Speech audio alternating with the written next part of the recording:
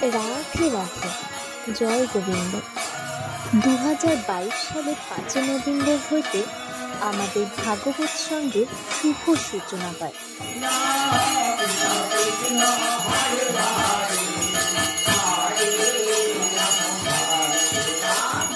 এখানে প্রত্যেক সন্ধ্যা 7টা হইতে ধর্মীয় গান বাজনা ও ভাগবত পাঠ এবং পূজা আরতি অনুষ্ঠিত হয়।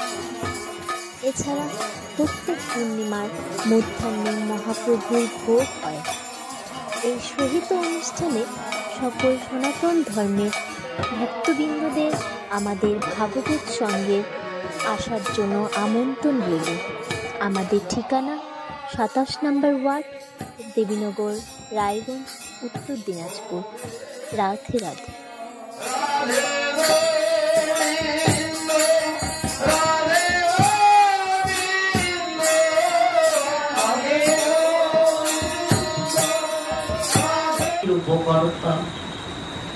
আমি বালক সন্ন্যাসী, ভালো মন্দ নাহি জানি, তোমার আশ্রয় নিল গুরু পরিমাণ।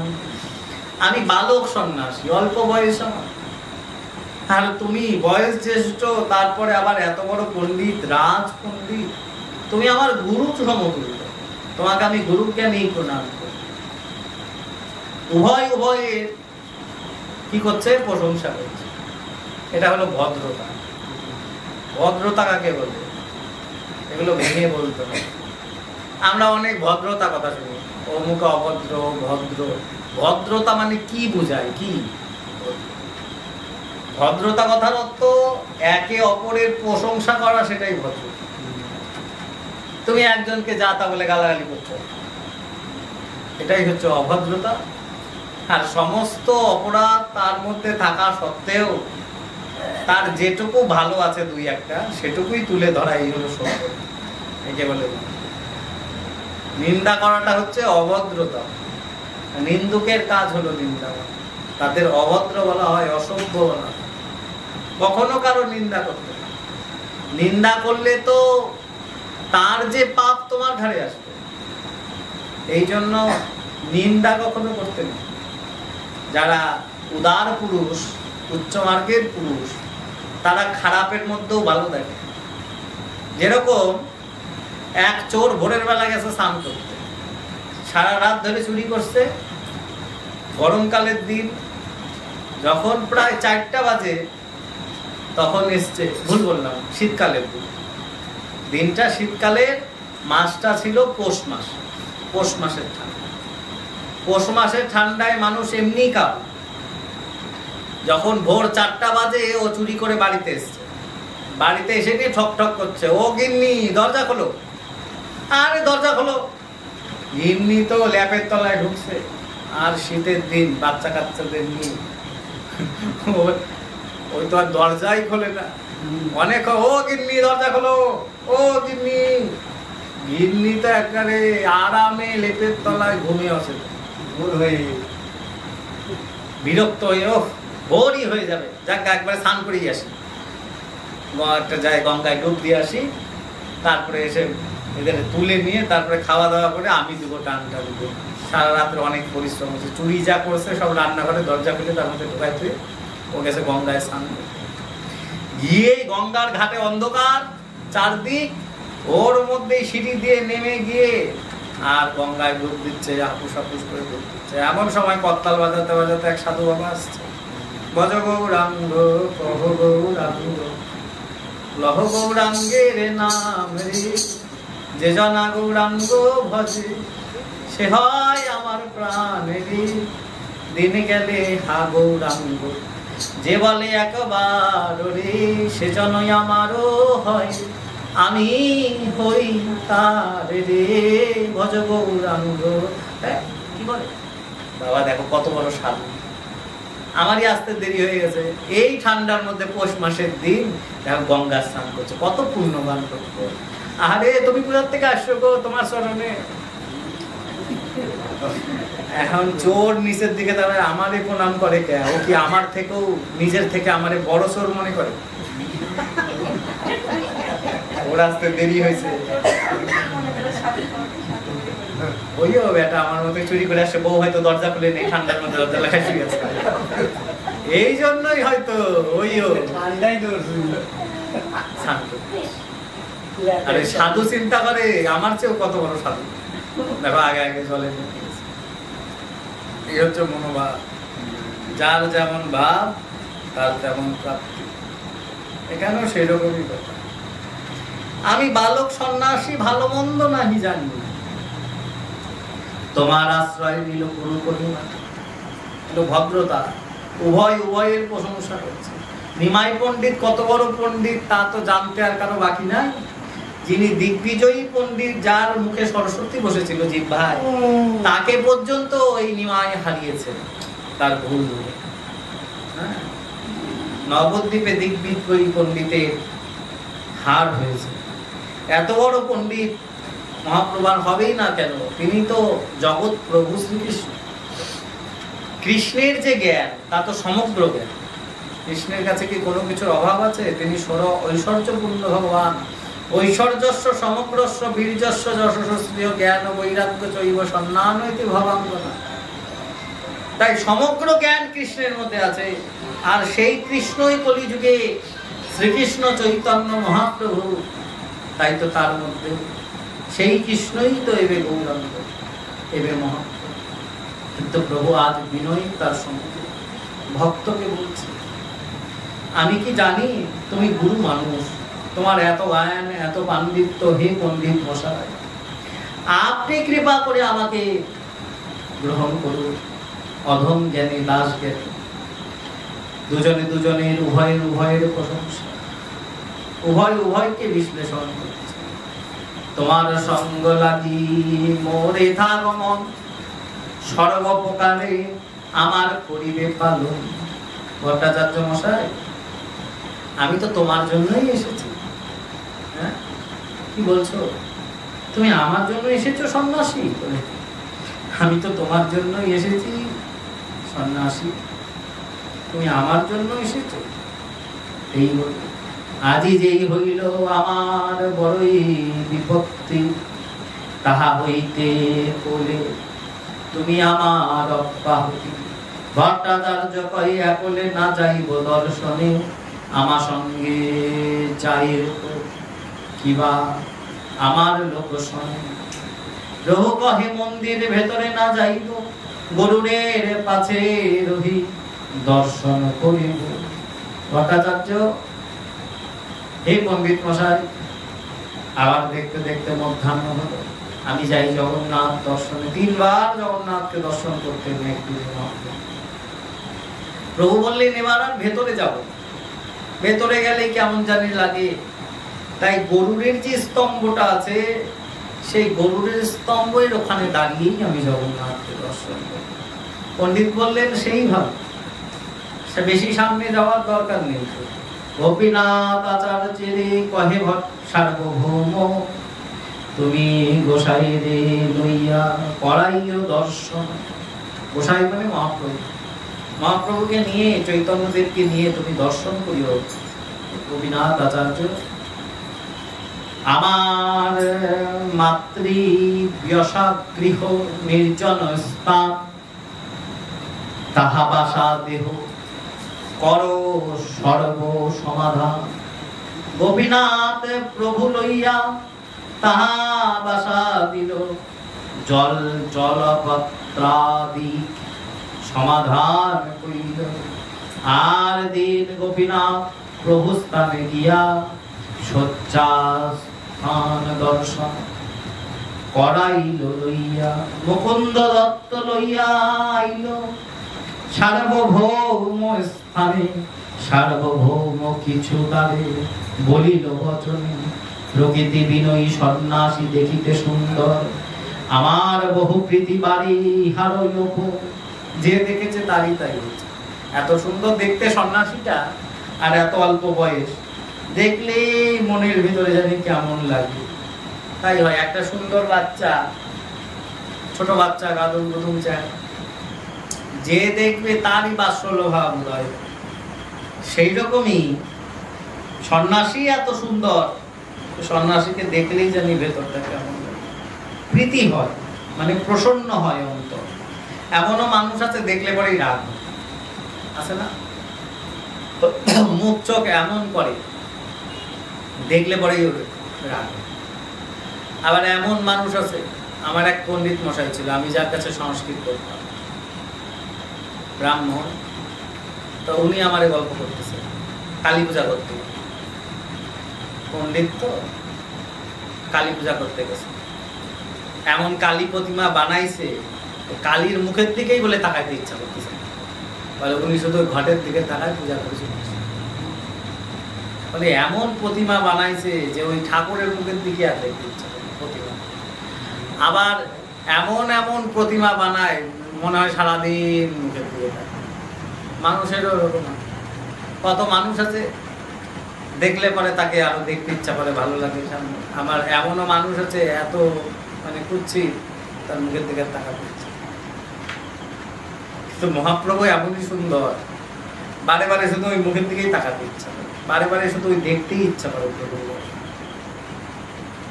তাই এই বৈষ্ণবগণের এমন প্রীতি, এমন প্রসন্নতা। কোন সম্প্রদায়ে সন্ন্যাস করিয়াছে প্রথম, জীবানাম ইহার শুনিতে হয়। কোন সম্প্রদায়ের বৈষ্ণব, এনার নাম কি? গোপীনাথ কহে নাম শ্রীকৃষ্ণ চৈতন্য, গুরু ইহার কেশব ভারতী মহাধন্য। কেশব ভারতী, ভারতী সম্প্রদায়ের সন্ন্যাসী, নাম ইহার হয় শ্রীকৃষ্ণ চৈতন্য। ভট্টাচার্য কহে এই নাম সর্বোত্তম, ভারতী সম্প্রদায় ইহ হয় নমধ্যম। নামটা খুব সুন্দর, কিন্তু ভারতী সম্প্রদায় ওটা তো তেমন উন্নত সম্প্রদায় নয়, মধ্যম। গোপীনাথ কহিহার নাহি বাচ্যপেক্ষা, অতএব বড় সম্প্রদায় করিল উপেক্ষা। বড় বড় সমস্ত সম্প্রদায়কে উপেক্ষা করে প্রভু এই সন্ন্যাস গ্রহণ করিয়াছেন। ভট্টাচার্য কহিহার পৌঢ় যৌবন, কেমনে সন্ন্যাস ধর্ম হইবে রক্ষণ। দেখো আমাদের জীবনের যৌবনের সময়, পূর্ণ যৌবন হচ্ছে 24 বছর বয়স। 24 বছর বয়সকে পূর্ণ যৌবন বলা হয়। সেই পূর্ণ যৌবন বয়সেই প্রভু সন্ন্যাসী হয়েছে। 24 বছরের যেই শেষ মাঘ মাস, তাহার শুক্ল পক্ষে প্রভু করিলা সন্ন্যাস। তাই বলেছে, তাই বলছে এ তো একেবারে যুবক, যৌবন অবস্থা। এই যৌবন অবস্থায় সন্ন্যাস ধর্ম কি করে রক্ষা করবে, আমি তো চিন্তাগ্রস্ত হচ্ছি সন্ন্যাসী থেকে। উনি গোপীনাথ আচার্যের সঙ্গে সার্বভৌম ভট্টাচার্য আলোচনা করছেন। ভট্টাচার্য কহিহার পৌঢ় যৌবন, মানে পূর্ণ যৌবন, কেমনে সন্ন্যাস ধর্ম হইবে রক্ষণ। নিরন্তর ইহারে আমি বেদান্ত শুনাইব, বৈরাগ্য অদ্বৈত মার্গে প্রবেশ করাইব। কহেন যদি পুনরপি যোগ পট্ট দিয়া, সংস্কার করায় উত্তম সম্প্রদায় আনিয়া। শুনি গোপীনাথ মুকুন্দ দোহে দুঃখী হইয়া, গোপীনাথ আচার্য কিছু কহিতে লাগিলা। আচ্ছা, সন্ন্যাসী তো প্রতিদিন বেদান্ত শোনাবো, আমি আমার কাছে কাছে রাখবো যাতে তার সন্ন্যাস ধর্মটা ঠিক থাকে, আর প্রত্যেকদিন বেদান্ত পাঠ করে শোনাবো সন্ন্যাসী। আর যদি মনে করি আরো কোনো উত্তম সম্প্রদায়ের কাছ থেকে সংস্কার করাবো, তাহলে পরে দেখি কি হচ্ছে, করাতেও। এই শুনে গোপীনাথ আচার্য আর মুকুন্দ দত্ত দুজন দুঃখিত হলে ভট্টাচার্য মশাই এ কি বলে, প্রভুকে বেদান্ত শোনাবে? যিনি জগৎ প্রভু সর্ববিদ্যার অধীন, হয়তো ভট্টাচার্য মশাই এখনো তার স্বরূপটা বুঝতে পারে, এখনো বোঝেনি কিন্তু যে আসলে নিমাইকে ভট্টাচার্য। গোপীনাথ আচার্য কিছু কহিতে লাগিলেন। ভট্টাচার্য তুমি ইহার না জানো মহিমা, ভগবত বক্তা লক্ষণের ইহাতে নাইসে। পণ্ডিত মশাই, ভট্টাচার্য মশাই, আপনি হয়তো জানেন না ওনার কি মহিমা। যারা নবদ্বীপবাসী বা নবদ্বীপে যাতায়াত করেছে তারা জানে ওনার মহিমা। আপনি হয়তো জানেন, কিন্তু ভট্টাচার্য তো জানেন, সত্যিই জানেন। ইহারে বিখ্যাত ইহ পরম ঈশ্বর। উনি বিখ্যাত নিমাই পণ্ডিত হিসাবে নবদ্বীপে। শুধু নবদ্বীপে নয়, উনি পূর্ণ জগতে, পরিপূর্ণ জগতেই ধরাধামে বিখ্যাত পণ্ডিত হিসাবে। ওনার মতন দ্বিতীয় পণ্ডিত কেউ নেই। অজ্ঞ স্থানে কিছু নহি বিজ্ঞেরও গোচর। শিষ্যগণ কহি ঈশ্বর, কহ কোন প্রমাণে। আচার্য কহি বিজ্ঞমত ঈশ্বর লক্ষণ। বলছে আপনারা জানেন না, ইনি সাক্ষাৎ ভগবান। গোপীনাথ আচার্য বলছে ইনার মহিমা পণ্ডিত মশাই আপনি এখনো জানেন। পণ্ডিত বলছে কেন, কি দেখে তুমি ওকে ঈশ্বর বলো? আমি তো দেখছি একটা বাচ্চা ছেলে সন্ন্যাসী, আর তোমরা যে ঈশ্বর বলছো তাকে কি করে ঈশ্বর বলো? ঈশ্বরের প্রমাণ কি আছে তার কাছে? তোমরা যে নিমাই পণ্ডিতকে, নিমাই সন্ন্যাসকে, শ্রীকৃষ্ণ চৈতন্য মহাপ্রভুকে ভগবান বলছো বা ঈশ্বর বলছো, তা কি প্রমাণ আছে উনি যে ঈশ্বর? পণ্ডিত যারা তারা তো প্রমাণ ছাড়া মানবে না। পণ্ডিত মশাই বলছে আচার্য কহি বিজ্ঞমত ঈশ্বর লক্ষণ। গোপীনাথ আচার্য বললেন যারা বিজ্ঞ তারা বুঝতে পারে ওনার সর্বঙ্গে ঈশ্বর লক্ষণ আছে। যারা মহাপুরুষ তাদের দেহে 32টা লক্ষণ, ঈশ্বর লক্ষণ থাকে। 32 জায়গায় লক্ষণ থাকে যে তিনি ঈশ্বর। আপনি ভালো করে দেখুন আছে কিনা। আর শুনুন, অনুমান প্রমাণ নহি ঈশ্বরত্ব জ্ঞানী। ঈশ্বরের কৃপা বিনা কেহ ঈশ্বরকে নাহি জানে। আমি এখন প্রমাণ করে দিতে পারবো না যেখানে ঈশ্বর আছে, আর তুমিও প্রমাণ করতে পারবে না যেখানে ঈশ্বর নেই। তাহলে বলে এটা অনুমান প্রমাণের বিষয় নয়, এটা ভাব আর ভক্তির বিষয়। ভক্তি দিয়ে ভগবানকে উপলব্ধি করতে হয়। অনুমান প্রমাণ দিয়ে ঈশ্বর কখনো বোঝানো যায় না। ভক্তের কাছেই ভগবানের প্রকাশ হয়, অভক্ত যুক্তিবাদীর কাছে ঈশ্বর কখনো প্রকাশিত হয় না। হয় কি? বাচ্চা ছেলে একটা, বাবা প্রতিদিন নাড়ু দিয়ে গোপীনাথের সেবা করে। ছেলেকে বললো দেখ ওইরকম তোরই মতন, তোরই বন্ধু বাচ্চা ছেলে একটা আমাকে ডাকতে এসেছে, ওর সাথে না গেলে ওর বাবা মরে যাবে। বাবা মরে গেলে ছেলেটা কি খাবে? আর তুই তো সারাদিন বাড়ির মধ্যে খেলে ধরে বেড়াচ্ছিস, তোর কোনো চিন্তা আছে? কেন বাবা, আমি কি করবো? বলে যা, আজকে আমি যাচ্ছি রুগী দেখতে, মুকুন্দ কবিরাজ বলতে, আর তুই গিয়ে রঘুনন্দন আমার গোপীনাথকে পূজা কর, ভোগ দে। বাবা আমি তো মন্ত্র জানি না। বলে মন্ত্র লাগবে না, থালার মধ্যে নাড়ু আর জলের গ্লাস নিয়ে তুলসী পাতা দিবি, ঠাকুরের সামনে নিয়ে গিয়ে আর বলবি গোপীনাথ খাও। গোপীনাথ খেয়ে নেবে, তারপরে বাইরে বেরিয়ে দরজা বন্ধ করে দিবি। মনে মনে চিন্তা করলেন তাই বাবা বলে, বাবা তো চলে গেল রুগীতে। এখন থালার মধ্যে মাকে কেউ, মা নাড়ু দাও। তুই নাড়ু দিয়ে কি করবি? আমি পূজা করবো। তুই পূজা করবি, মন্ত্র জানিস? বলে বাবা বলেছে মন্ত্র লাগবে না, তুলসী পাতা দিয়ে বলবো গোপীনাথ খাও, এটাই নাকি বাবা শিখিয়ে দিয়েছে। ও তুলসী পাতা দিয়ে জলের গ্লাস নিয়ে গিয়ে মন্দিরে নিয়ে গিয়ে বিগ্রহের সামনে, কৃষ্ণের সামনে নিয়ে গিয়ে তুলসী পাতার জল দিয়ে আর্যকরা বলে গোপীনাথ খাও। গোপীনাথ খাবে? গোপীনাথ তো আর খায় না, বাসি নিয়ে দাঁড়িয়ে আছে। ও তোমার বাসিটা খুলে দেওয়া হয়নি, তাই তাই তো বাসি হাতে থাকলে খাবে কি করে? বাসিটা খুলে দিয়েছে, এবার খাও। তাও খায় না। ও আচ্ছা, বাবা তো তোমার চূড়া বাসি দুটাই খোলে, মাথায় মুকুট থাকলে মাথা নিচু করবে কি করে? খাবে কি করে? মাথার থেকে মুকুটটা খুলে দিয়ে এবার খাও। তাও খায়। খাচ্ছ না কেন? আমি মন্ত্র জানি না বলে খাচ্ছ না? বাবা মন্ত্র বলে তোমাকে খাওয়াই, তাই? আমি মন্ত্র জানি না তাই খাচ্ছ না? গোপীনাথ খাও, নাহলে বাবা বকা দিবে আমাকে। গোপীনাথ খাও, কিন্তু গোপীনাথ খায়। এই বলতে বলতে মাথা ঢুকতে আরম্ভ করলো গোপীনাথের সামনে, তোমাকে খেতেই হবে, নাহলে বাবা আমাকে বকা দিবে, বাবা আমাকে মারবে, খাও। ভক্তের এই আকুতিতে ভগবান এসে উপস্থিত হবে। তুই আমাকে নাড়ু খাওয়াবি? বলে দে নাড়ু। হাতে করে নাড়ু দেয় আর খায়। লাস্টের নাড়ুটা করেছে কি, সবগুলো আমি খেয়ে নেবো, ভক্তকে প্রসাদ দেবো না। একটা নাড়ু তুলে নিয়ে ওর মুখে ঢুকিয়ে দিয়েছে। যা এবার বাইরে চলে, দরজা লাগিয়ে বাইরে চলে গেছে নাড়ু চাপাতে চাপাতে। কিরে থালার মধ্যে নাড়ু কই? মা জিজ্ঞাসা করে। বলে গোপীনাথ সব খেয়ে নিয়েছে। গোপীনাথ খেয়েছে? তোর মুখে কি দেখি হাঁপা? নাড়ু চাপাচ্ছে। এই তো আমার ছেলে মিথ্যা কথা বলা শিখে গেল, এই অল্প বয়সে, 5 বছর বয়স এখনো হয়নি, মিথ্যা কথা বলা শিখে গেলি তুই? এত মিথ্যা কথা বলিস? তাড়াতাড়ি দে থালাটা, তোর বাবা এসে আবার তোকে মারধর করবে। আমার এসব সহ্য হয় না। থালার মধ্যে আবার মা নাড়ু সাজিয়ে তুলসী পাতা দিয়ে রেখে দিয়েছে। ওর বাবা এসছে, যে প্রসাদ, ছেলে পূজা দিয়েছে। হ্যাঁ, কি বলবো? ছেলেকে দেখে পরের দিন জিজ্ঞাসা করছে, বাবা কেমন করে পূজা করবি? এবার ছেলে তো সরল বলে দিয়েছে, তুমি যে আমাকে বলে চলে গেলা, নাড়ু নিয়ে গিয়ে তুলসী পাতা দিয়ে বললাম গোপীনাথ খাও, তাও খাচ্ছে না। আমি ভাবলাম হাতে বাসি আছে, কেমন করে খাবে, বাসি খুলে দিলাম বলে, তারপর তাও খাচ্ছে না। তারপরে আমি মাথার থেকে মুকুটটা নামিয়ে দিলাম, এবার খাও, তাও খাচ্ছে না। তখন পা ধরে কান্নাকাটি করলাম কৃষ্ণের, গোপীনাথের, খাও, তাও খায় না। তখন আমি মাথা ঠুকতে আরম্ভ করলাম, তোমাকে খেতেই হবে, নাহলে বাবা আমাকে মারবে, বকা দিবে, বলবে ঠাকুরকে না খামিয়ে দিয়েছিস। এই তোমার ভয় করে আমি যখন বললাম, কিছুক্ষণ মাথা ঢোকার পরেই গোপীনাথ বললো দে, খাচ্ছি।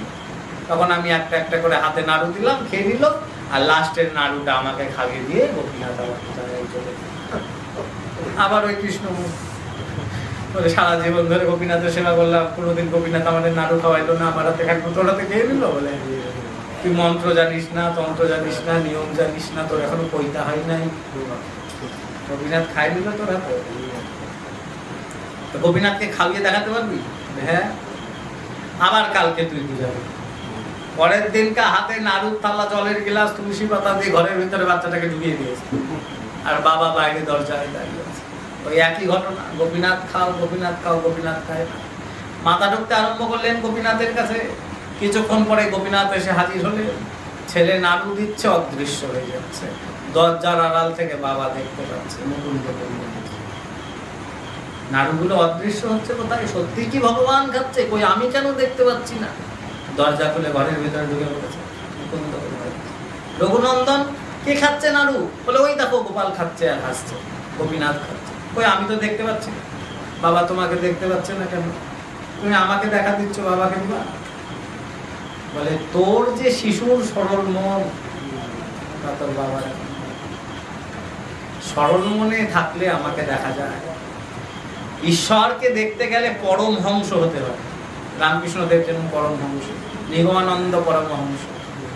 পরমহংস মানে, বলে হংসকে যদি দুধ আর জল একসাথে মিশিয়ে দাও, ও দুধটা খেয়ে নেবে, জলটাই পড়ে থাকবে। এই হলো পরমহংস অবস্থা। জগতে খারাপ ভালো মিক্সচার মিশানো আছে। যারা পরমহংস হতে পারে তারা শুদ্ধ সাত্ত্বিকটাকে গ্রহণ করে, আর ওগুলো সব কিছু বর্জন করে অসাত্ত্বিক বস্তুকে। একে বলে পরমহংস অবস্থা। সেই পরমহংস অবস্থা আসলে ঈশ্বর দর্শন হয়। পরমহংস মানে ভেতরে কোনো হিংসা থাকবে না, কোন রকম হিংসা থাকলে ঈশ্বর দর্শন হয় না। শিশুর মন সরল, তাতে নেই কোনো হিংসা, তাই তো আমাকে দেখতে পায়। আর বয়স হলেও দেখতে পায় যদি ওই মনটা শিশুর মতো। সাধকের স্বভাব শিশুর মতন, সিদ্ধ অবস্থায় সাধক হয় শিশুর ন্যায়। শিশুর মতো না হলে ঈশ্বর দর্শন হয়।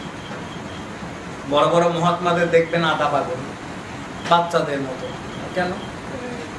ওদেরকে কোনো জ্ঞান বুদ্ধি নেই, সব আছে টনটনা, কিন্তু মনটাকে সরল করে রেখেছে ঈশ্বর প্রাপ্তি। কেন আমি দেখতে পাচ্ছি না? বাবা তোমাকে দেখতে পাই না কেন? তোর বাবাকে বল তোকে একটু স্পর্শ করতে, ধরতে, তাহলে আমাকে দেখতে পাবে। যেই স্পর্শ করেছে সঙ্গে সঙ্গে দেখতে পাচ্ছে গোপীনাথ বাঁশি হাতে দাঁড়িয়ে আছে। গোপীনাথকে দেখে নিয়েই তখন প্রণাম করছে, নমো ব্রহ্মাণ্য দেবায় গো ব্রাহ্মণ হিতায় চ জগদ্ধিতায় শ্রীকৃষ্ণায় গোবিন্দায় নমো। হে প্রভু, আজ আমার পুত্রের জন্য তোমার দর্শন। যদি কারো সরল মন হয় তাহলে সে ঈশ্বরকে বুঝতে পারে। অনুমান প্রমাণ করে কখনো ঈশ্বর বোঝানো যায় না। অনুমান প্রমাণ নহে ঈশ্বরত্ব জ্ঞানী। ঈশ্বরের কৃপা বিনা কেহ ঈশ্বরকে না জানে। ঈশ্বরের কৃপা ছাড়া কখনো ঈশ্বরকে বোঝা যায় না। ঈশ্বরের কৃপা হলে একমাত্র ঈশ্বরকে অনুভব হয়, বোঝা যায়। তাই পণ্ডিত মশাই, এটি সন্ন্যাসী স্বরূপে সাক্ষাৎ ঈশ্বর। কিন্তু আমি বোঝাবো কি করে আপনাকে? যদি চৈতন্য মহাপ্রভুরই কৃপা কোনোদিন আপনার উপরে হয়, তাহলে আপনিও বুঝতে পারবেন আসলে সন্ন্যাসী। জয় নিতাই, জয় গৌর, জয় রাধে। আজকের মতন হরিকথা এখানে বিশ্রাম। আবার মহাপ্রভু কৃপা হবে। এরপরে কি হয়? সার্বভৌম ভট্টাচার্যের সঙ্গে মহাপ্রভু সাক্ষাৎকার, পরের দিন আস্বাদন করবে। বাঞ্ছা কল্পতরুর ভস্য কৃপা সিন্ধু ভৈবচ পতিতানাং পাবনেভ্যো বৈষ্ণব। জয় জয় রাধে গোবিন্দ প্রভা।